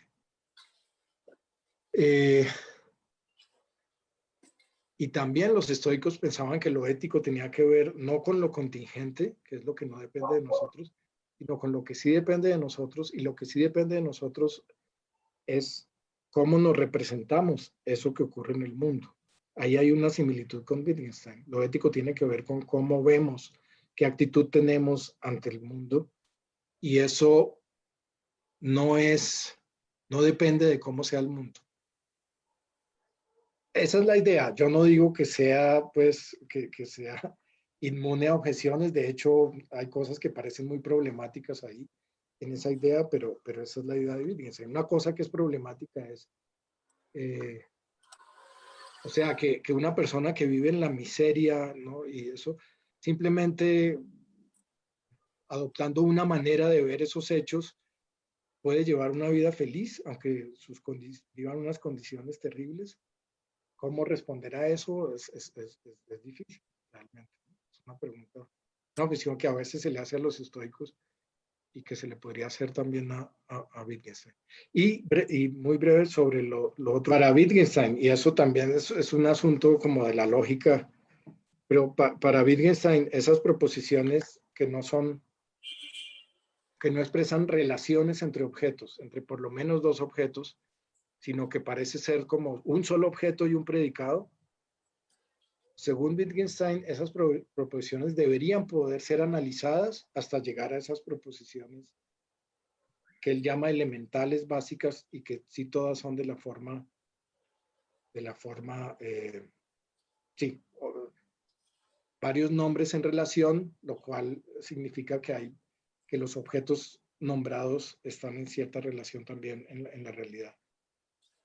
Es casi un poco opuesto a la lógica aristotélica, ¿no? Porque en la lógica aristotélica, pues si Aristóteles al parecer llegó a pensar que toda proposición puede reducirse a la forma sujeto-predicado. Wittgenstein, ¿no? Apoyándose más en la lógica de las relaciones y la lógica matemática moderna, piensa no, que lo más básico son las relaciones y que una proposición sujeto-predicado debe poder reducirse a una que menciona otros objetos más simples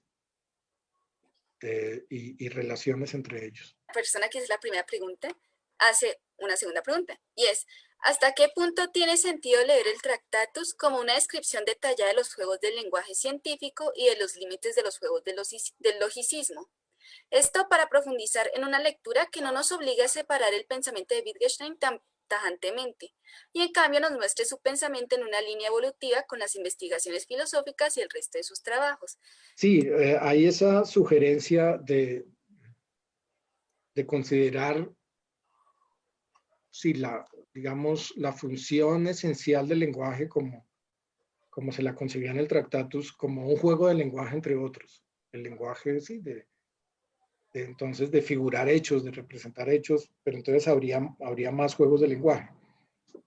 Se podría, sí, concebir eso, pero no, obviamente no era la idea del Wittgenstein del Tractatus. La idea del Wittgenstein del Tractatus era el lenguaje es solamente representación de hechos, no hay más. Y tampoco el Wittgenstein tardío pues piensa que la función representacional sea más básica que otras. Así se admita que hay varias. No es que la función representacional, a la que a veces se le da tanta importancia en la filosofía del lenguaje, pues, no tiene que ser tampoco la más básica. Luis Bastidas tiene una pregunta. Bueno, dice muy buenos aportes. Quisiera conocer el contexto y qué reflexión le amerita al profesor la conferencia sobre ética que dio Wittgenstein, en la que termina expresando lo que respeta la ética y no la ridiculiza. Sí, un poco más sobre el contexto de la conferencia sería. Sí, sí, en la conferencia sobre ética, que también fue escrita unos años después de ser publicado el Tractatus, como unos, por ahí, 7 o 8 años después, en el 29, creo. Bueno, Wittgenstein sigue defendiendo la idea de que no hay proposiciones éticas, que lo ético es inefable, pero como decía en la charla, las razones que da son ya un poco diferentes, lo cual sugiere que ya no quiere comprometerse tanto como con algunos supuestos del Tractatus. O sea, ya no se apoya tanto en la idea de proposición como figura, sino más bien en algo en consideraciones que parecen gramaticales porque tienen que ver con el uso. ¿Sí? Cuando dice, por ejemplo, un ejemplo distinto al de el asombro ante la existencia del mundo, que tal vez es un poco enredado, no sé, o lo puse yo un poco enredado, pero otro ejemplo era, Wittgenstein sugiere a veces como que proposiciones como Dios está conmigo o algo así, se podrían entender como nada malo me puede pasar, estoy seguro pase lo que pase. ¿Sí?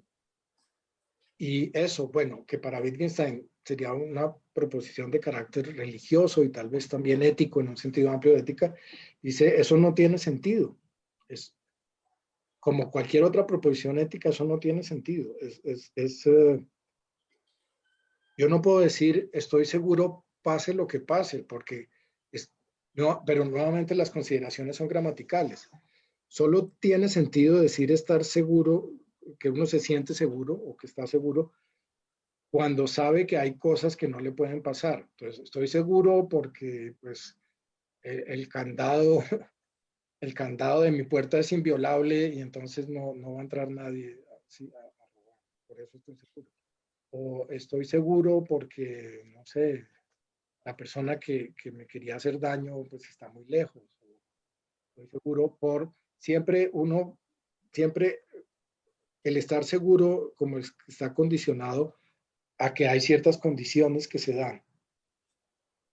Pero estoy seguro, pase lo que pase, como que viola esa manera usual de hablar de estar seguro. Entonces, un poco el argumento de Wittgenstein es, si estamos cogiendo un concepto de estar seguro y lo estamos usando en un sentido muy distinto al usual y no es claro cuál es el sentido que se le da. Entonces, sí, ya no se apoya más como en el uso del lenguaje, justamente, que es lo importante en el pensamiento tardío. Y lo que usted dice también es importante. Al final de la conferencia sobre ética es, sí, la ética y la metafísica son intentos de salir de los límites del lenguaje, de decir algo que no se puede decir, ¿sí? Pero dice, yo no ridiculizo esos intentos por nada del mundo, ¿no? Y yo creo que ahí se está diferenciando de los positivistas lógicos, que sí tienen una actitud mucho más negativa frente a la metafísica y esto. Él tiene una actitud de respeto frente a la metafísica. Esta pregunta es de Kevin Peña. Partiendo de lo que se ha señalado a lo largo de la conferencia sobre la inefabilidad de la ética y otros aspectos de lo humano, ¿podríamos suponer que esta no puede ser enseñable desde la teoría de Wittgenstein? Y si es así, ¿cómo podría formarse en ética? ¿Sería una labor plenamente personal e individual? ¿O qué propuesta formativa podría plantearse desde esta filosofía? Uh-huh. Sí, sí, la ética no sería enseñable en un sentido específico de enseñar, que es como transmitir un conocimiento, una teoría sobre la ética, porque no hay conocimiento ni teoría sobre la ética. No hay, sí. Pero bueno, hay una distinción importante en el Tractatus que no sé por qué no mencioné en la charla siendo tan importante, es la distinción entre decir y mostrar. Y Wittgenstein dice, lo que no se puede decir, se puede mostrar. Mm, no es muy claro lo que quiere decir Wittgenstein con esa distinción entre decir y mostrar, y de hecho ha sido objeto de muchas críticas, ¿no? Eso de mostrar creo que Ramsay, el lógico y filósofo inglés, decía, no, lo que no se puede decir tampoco se puede silbar o algo así, y era como una manera de decirle que sí, como que esa distinción entre decir y mostrar no se entendía bien. Eh, pero él hace esa distinción. Y si bien no la aclara expresamente, porque la distinción misma es algo que no se puede decir. Entonces, pero algunos lectores han sugerido que lo ético se puede mostrar, por un lado, por la manera como uno vive. Y eso da la posibilidad de enseñar lo ético a través del ejemplo, un poco como en la filosofía antigua. El maestro, con su forma de vida, Sócrates o los estoicos, con su forma de vida, sí, no solo a través de lo que dicen, sino de cómo viven, pues están tratando de enseñar una manera virtuosa de vivir. Bueno, eso por un lado, pero por otro lado, otros sugieren, y esto es interesante, o sea, Wittgenstein mismo lo sugiere, que la literatura, la poesía o los cuentos de Tolstoy, es el ejemplo que da, pueden mostrar algo ético. Pero no es que quieran decir lo ético directamente, sino lo que...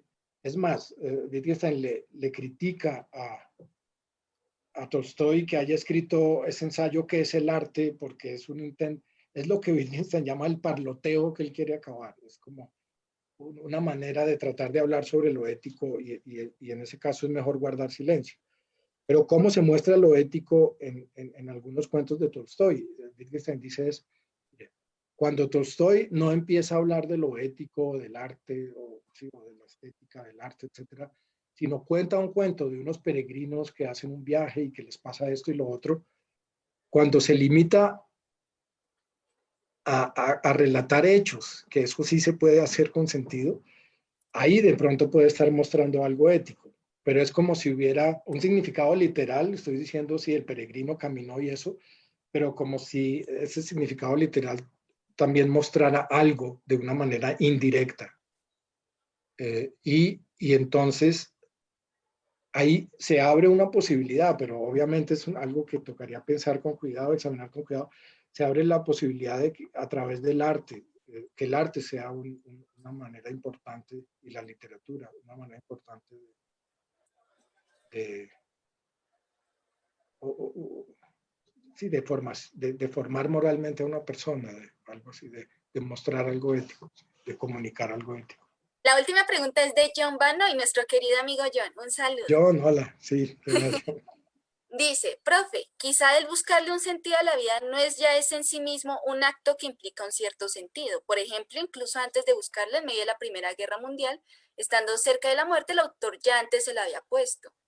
No tener sentido a esta dificultad, ¿no sería esto una pequeña prueba de la dificultad de hablar de ética? En este caso, sobre la premisa ética y buscarle sentido a la vida. Sí, sí, yo conectaría eso con ese aforismo que leí, es como el penúltimo o antepenúltimo del Tractatus, donde dice sí, que la solución del problema de la vida está en la desaparición del problema, y yo comentaba, esto, una manera de entenderlo podría ser, mire, no, si un problema, si una, si una pregunta no tiene respuesta, y creo que eso lo dice Wittgenstein también en alguna otra parte, pues la pregunta no tiene mucho sentido hacérsela. Y bueno, mmm, y lo que hay es que eliminar la pregunta, no buscarle una solución, eliminarla, que de paso es lo que Wittgenstein quiere hacer con todos los problemas filosóficos, ¿no? Una posición ahí muy radical. Pero de nuevo, yo pensaría que es eliminar la pregunta como una pregunta para responder con cierto tipo de racionalidad, que es la racionalidad que se expresa en ese lenguaje representacional del Tractatus.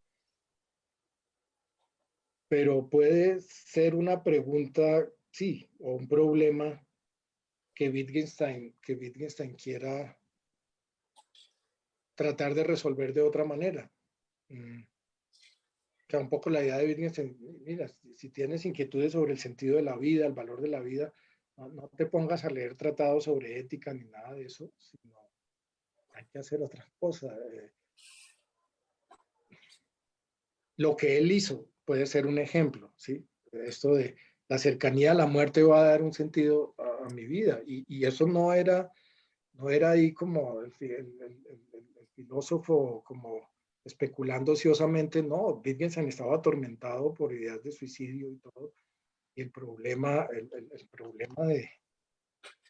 pues, del sentido de la vida era un problema vital para él, pero es significativo como lo enfrenta, es significativo de que él trata de ser consecuente con su idea de que no hay que teorizar sobre lo ético ni nada. A diferencia de Tolstoy, que en algún momento planteándose esa pregunta, sí empezó a leer libros de ciencia, de filosofía, y a hablar hacerse amigo y hablar con los científicos y filósofos más importantes de la época, hasta que se dio cuenta de que no era por ahí. Sí, Wittgenstein, yo creo que también sí tenía esa idea de que es a través de cómo se vive y de algunas decisiones que uno toma en su vida que uno trata de que su vida tenga sentido. No sé cómo se pudiera poner más claro. Tal vez a través de otro ejemplo, ya mucho después de haber estado en la guerra, Wittgenstein también tomó una decisión que sorprende a algunos de sus amigos, y es, voy a confesar, voy a confesar las cosas más vergonzosas que yo he hecho en mi vida. Y entonces va a hablar con la que era su profesora de ruso y le dice algunas cosas, ¿no? que había negado ser judío, no sé en qué ocasión, y tipo de cosas. Y Fania Pascal, la profesora de ruso, le pregunta, bueno, ¿acaso usted quiere ser perfecto? Y Wittgenstein le responde, por supuesto que sí quiero ser perfecto. Y sí, digamos, es ese otro acto, ¿no? de la confesión, también creo que él era como otra manera sí, de tratar de llevar pues una vida con sentido o algo así. O sea, en todo caso es significativo que sea a través de lo que él hace y no de teorizar ni nada de eso. Él enfrenta ese tipo de inquietudes. A todos Y ustedes, en nombre de la revista Saga, muchas gracias.